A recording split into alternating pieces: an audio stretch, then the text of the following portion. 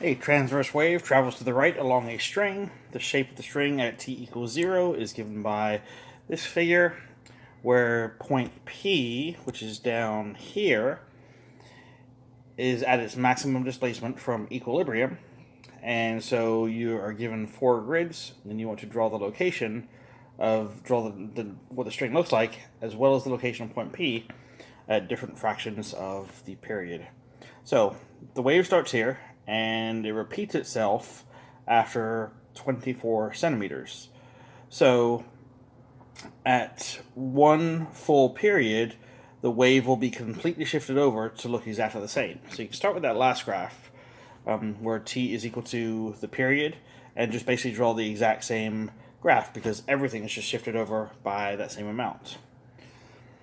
Then for the 3 intermediate graphs, the graph starting with t is equal to 1/4 of the period, that's just going to be shifted over to 1/4 of 24, which is 6. So that first graph for t over 4 is going to start here, and then it's going to follow the same pattern, just everything shifted over by 6 centimeters. Then at the next graph for the period over 2, or 1/2 the period, that's going to be half of, so half of 24 would be 12, so we're going to start the graph at 12 centimeters and just go up, and everything's going to be shifted over by that same amount. So it should basically look like a mirror image of the graph that's already on there.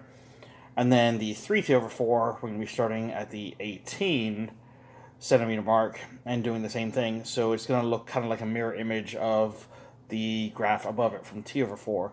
Even though you started at 18 and went up, you still have to also work your way backwards too. Same with other graphs. You have to kind of work your way all the way back and start from that vertical axis.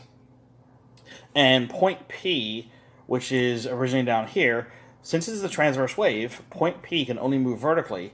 So wherever the wave crosses this 18 centimeter mark, that's where you label point P. So in the first graph for t over 4, I think point P should be right here. And then at t over 2, you'll see that point P is up the top, and so on. Okay, so we'll just quickly answer B, C, and D together. Is it possible to determine numerical values for the frequency, the wavelength, and for the speed?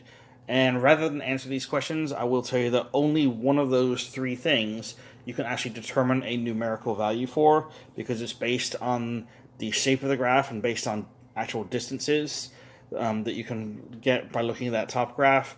The other 2 are one of them is based on the period, and we don't know an actual numerical value for that period. And then the third thing is based on a calculation that uses one of those things that we also don't know. So see if you can figure out which one you're able to determine and which 2 you're not able to determine, and explain why.